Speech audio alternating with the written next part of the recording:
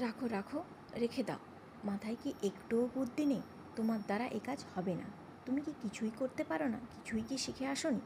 কিছু কিছু মানুষ অন্যকে দোষারোপ করতে পারলে খুব আনন্দ পায়। তার মনে কাজ করার চেষ্টা জোগানোর আগেই তাকে দোষ দিয়ে বসে, এবং এই দোষ দিয়েই তার কাজ করার মানসিকতাটাকেই নষ্ট করে দেয়।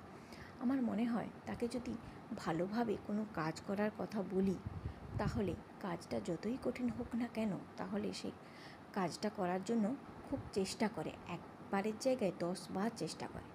আর মানুষের বুদ্ধি নিয়ে বিচার করা তুমি তো কেউ নয়, কারণ ভগবান সবাইকেই কিছু না কিছু গুণ দিয়েই পাঠিয়েছে। আমার মনে হয় যারা নিজে বোকা, তারাই অন্যের বুদ্ধি নিয়ে কথা বলার জন্য আগে ছুটে আসে। কি ঠিক বললাম তো? তোমাদের কি মনে হয়? হাই, গুড মর্নিং, কেমন আছো সবাই?